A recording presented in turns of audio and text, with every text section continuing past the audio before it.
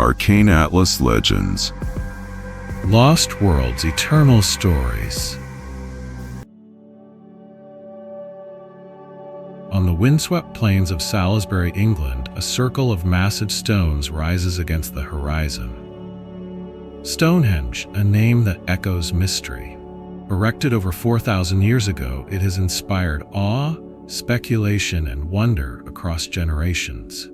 Each towering sarsen, each smaller bluestone seems to speak in a language we have not yet learned to read. Was this enigmatic monument a temple for the gods, a calendar for the stars, or a portal bridging worlds? Its stones are silent, yet their silence compels us to listen. Legends whisper of wizards and kings. Scholars debate astronomy and ritual. Tourists stand in hushed reverence, feeling ancient power beneath their feet. Stonehenge endures because it does not give answers. Instead, it asks questions carved in stone.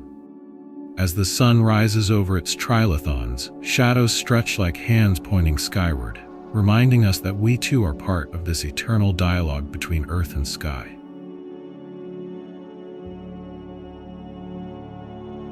Stonehenge was not built in a single moment, but in stages spanning centuries. Its story begins around 3100 BCE, when Neolithic farmers first dug a circular ditch and bank, enclosing a ring of wooden posts. This was no ordinary gathering place. It was already sacred ground. Archaeology reveals cremated remains buried within, suggesting Stonehenge began as a place of burial and ancestor veneration. The dead rested here, framed by timber circles under the open sky. Over time, wooden posts gave way to stone. The builders carried smaller bluestones from distant Wales, a journey of over 250 kilometers. Why bring them so far? Perhaps their origin made them powerful, imbued with spirit of mountains and rivers. The act of moving them was itself a ritual. To place them here was to weave distant landscapes into sacred center. Thus Stonehenge was born, not as static monument, but as living story written over generations, each layer deepening its mystery. By 2600 BCE, the first stone settings appeared. The builders aligned bluestones into semicircles, experimenting with shapes that mirrored the heavens. Later came the mighty sarsen stones, towering blocks weighing up to 25 tons each. How were they transported? Theories suggest wooden sledges, rollers, and teams of hundreds hauling across plains. Some believe rivers and rafts carried them part of the way. Once delivered, stones were carefully shaped, fitted with mortise and tenon joints like colossal carpentry. Lintels locked into place atop uprights, creating trilithons that framed the sky. Such precision was not accident. It was intention, knowledge, and devotion. What drove this effort? Not survival, but meaning. To move mountains of stone for ritual, to carve wood-like joints in rock, was act of faith. The monument took shape slowly, but with vision stretching beyond lifetimes, built not for one generation, but for eternity. Each stone of Stonehenge tells story. The sarsens, likely sourced from Marlborough Downs 30 kilometers away, are massive and imposing. Their weathered surfaces glow golden in summer light, gray and solemn in winter fog. The bluestones are smaller, but traveled further, from Preseli Hills in Wales. Their presence connects Stonehenge to distant landscapes, weaving a sacred geography. Standing among them is humbling. Their weight and silence suggest permanence, yet their arrangement speaks of purpose. Why these stones? Perhaps their acoustic qualities, their colors, their very origin mattered. The bluestones were believed to hold healing powers. People may have journeyed here seeking cures as much as cosmic answers. Together, sarsens and bluestones form dialogue of near and far, earth and sky, body and spirit. Stonehenge is not just circle of rocks. It is architecture of intention, stones chosen and placed to embody power, memory, and connection beyond time. Imagine the labor. Dozens, perhaps hundreds, hauling sarcens across plains with ropes of twisted fiber. Logs placed as rollers, sledges dragged with bone-deep effort, voices chanting, drums beating rhythm to move stone inch by inch. When the stone reached its pit, ramps of earth were built. The block was levered upright, slowly tilting until gravity claimed it. Then lintels were raised, fitted with joints so precise they still hold after millennia. No written records tell us how, but archaeology and experiment show it was possible, with patience and collective will.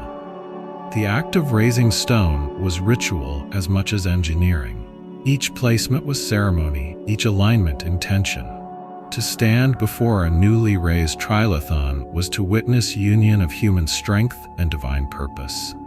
The builders gave more than muscle. They gave faith, binding community to cosmos through stone.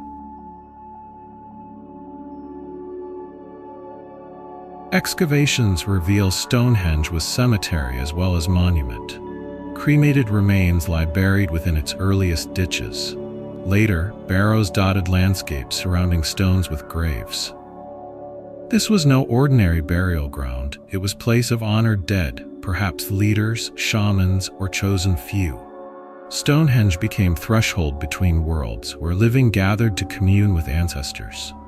Ritual fires burned, songs echoed across plain, offerings placed among stones. The circle framed passage from life to death, and perhaps to afterlife.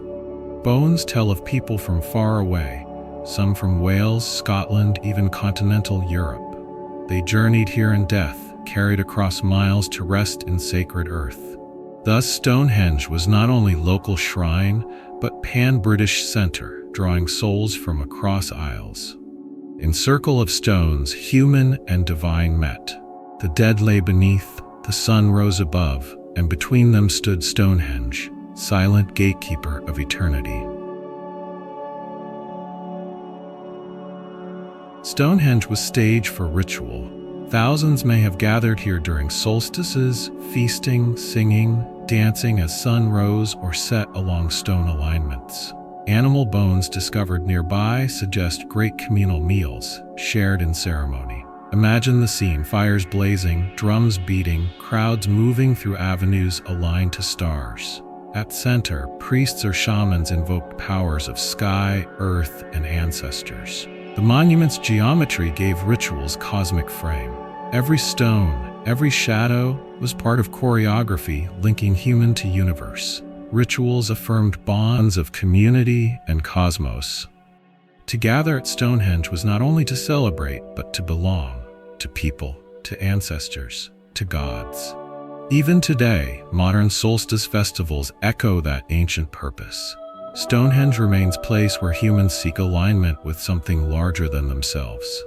The circle was never silent. It was alive with ritual voices rising to meet stars.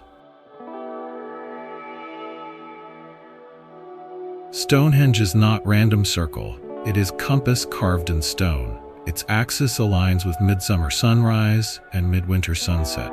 Stand at center on solstice morning, and sun rises directly over Heelstone, framed by trilithons. This precision reveals builders understood celestial cycles. They tracked sky with care, embedding knowledge in stone. The monument thus became calendar of light. It marked seasons, guiding agriculture and ritual alike. It told farmers when to plant and priests when to pray. But more than practical tool, it was symbolic union of heaven and earth. The sun itself was drawn into ritual, framed within doorway of stone. Such alignment shows genius not only of engineering, but of vision. Stonehenge was not static. It was living theater of sky where cosmos and culture danced together at solstice dawn. Recent studies suggest Stonehenge functioned as solar calendar of 365 days. Its circle of sarcens may represent months, with solstice alignments marking turning points of year. This would have allowed Neolithic farmers to predict seasons with accuracy, securing harvest and survival. Stonehenge thus becomes bridge between survival and spirituality. It was both tool and temple, measuring time while sanctifying it. To watch shadow move across stone was to witness cosmos itself keeping rhythm.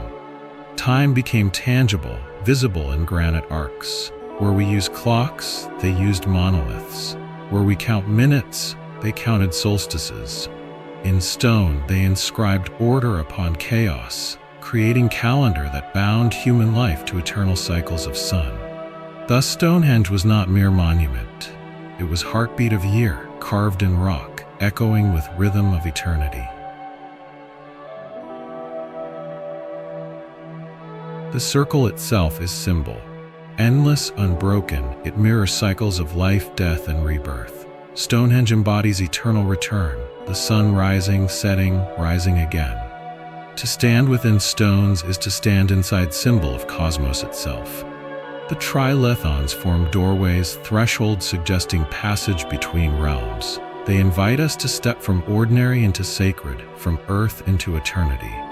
Every line, every circle was chosen not only for function, but for meaning.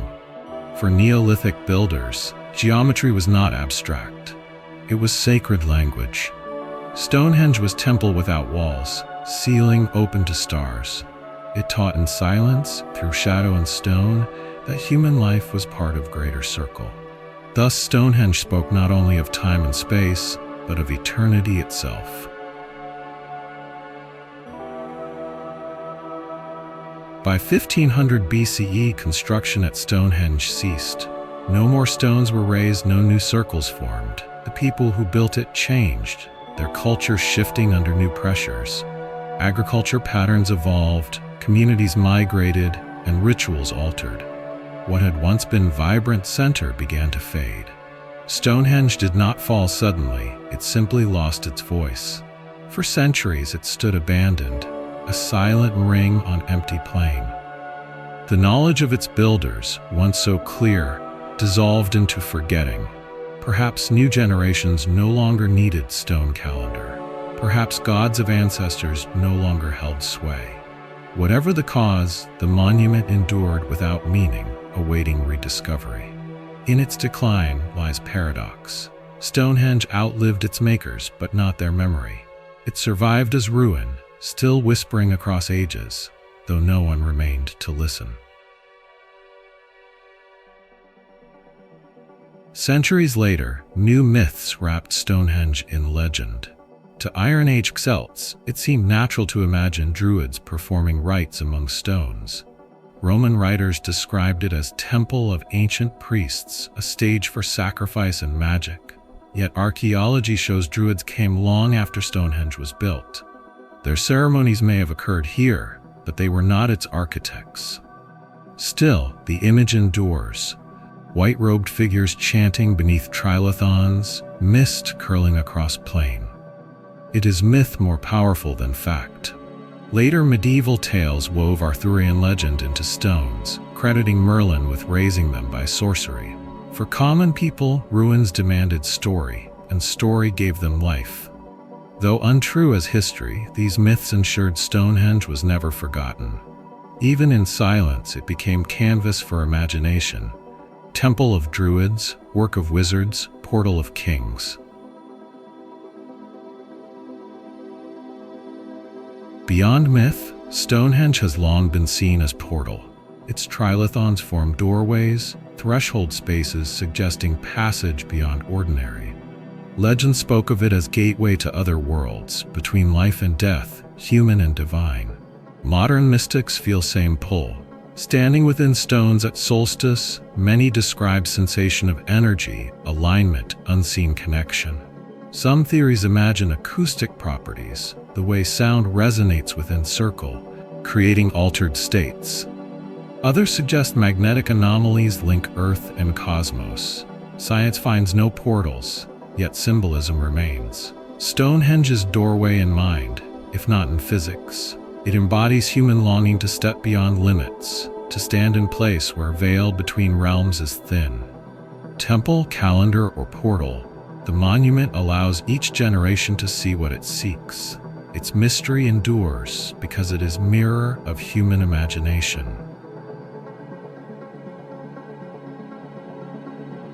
In the 20th century, a new wave of speculation arose: aliens. Writers argued humans could not have moved stones so massive or aligned them with stars so precisely. Perhaps Stonehenge was landing site, beacon, or gift of extraterrestrials. Such theories captured popular imagination. Books and television spread vision of ancient astronauts shaping human destiny. Archaeology disagrees. Experiments show people with simple tools could raise stones. Alignments can be explained by careful observation, not alien design. Yet alien hypothesis refuses to fade because it feeds desire for wonder. Stonehenge becomes cosmic riddle, linking us to universe in thrilling way. Whether temple of humans or marker for beings beyond, the very debate keeps its aura alive.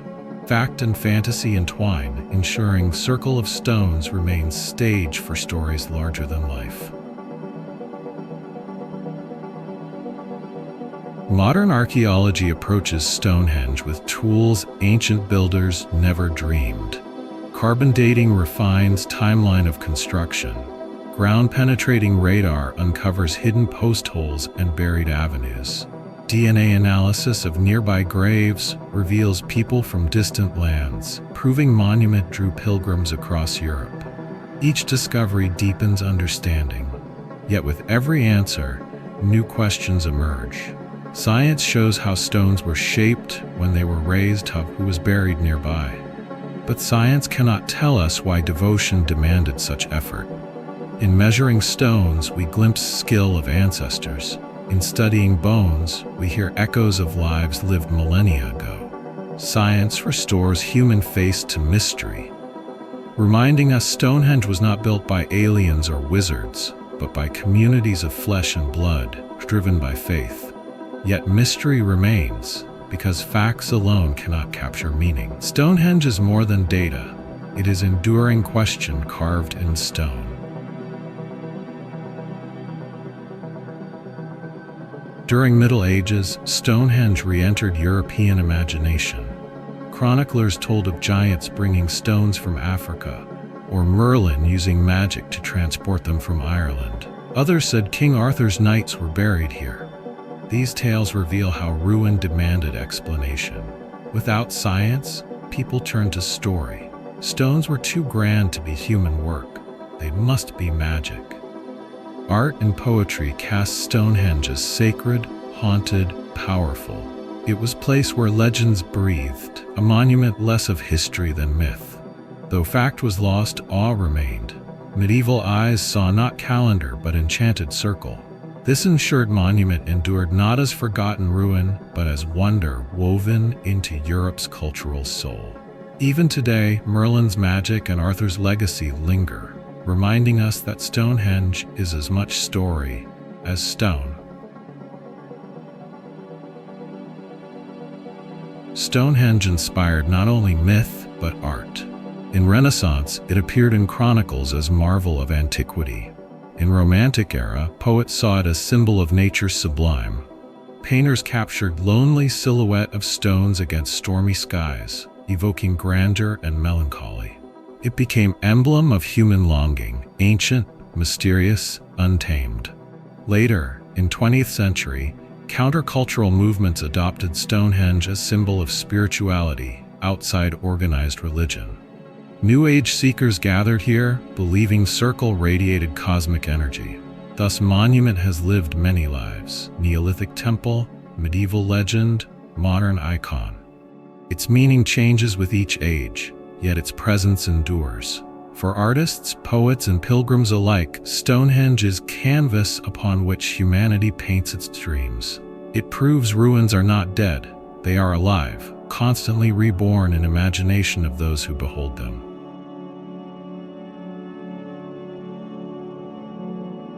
With fame came danger. Tourism surged, visitors climbing on stones, eroding ground. Nearby roads and construction threatened landscape's integrity. By 20th century, urgent measures were taken. Fences erected, access restricted, heritage protections enforced. Stonehenge became UNESCO World Heritage Site, shielded for future. Yet preservation is constant battle. Balancing tourism with protection, development with heritage, is challenge without end. The stones have endured 4 millennia, but their survival depends now on us. They are not invincible. They are vulnerable to carelessness of present. Protecting Stonehenge means honoring not only past builders but future generations who deserve to stand in awe before it. Its mystery will survive only if its stones are safeguarded from erosion of time and neglect.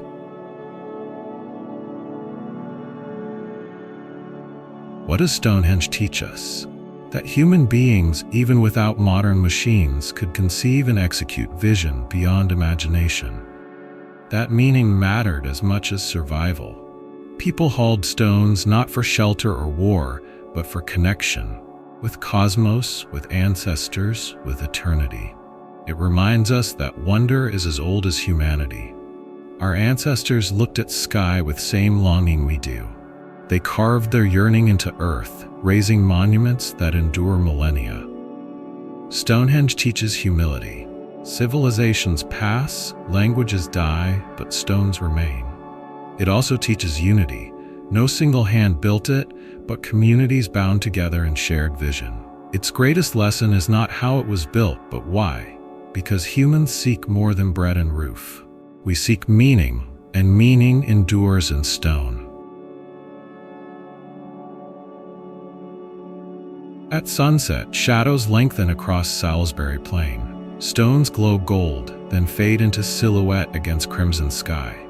Stonehenge stands silent, yet alive with questions. Was it portal, calendar, temple? Perhaps all, perhaps none. Its truth lies not in single answer, but in enduring mystery. Each age has read it differently. Neolithic farmers, Celtic Druids, medieval poets, modern scientists, all found in it what they sought: power, order, wonder. Stonehenge is mirror. It reflects our hunger to connect with cosmos, to anchor fleeting lives in eternal cycles. As stars emerge, circle of stone seems less ruin than beacon, reminder that humans have always gazed upwards, seeking place in universe. Stonehenge endures because it is question carved in stone.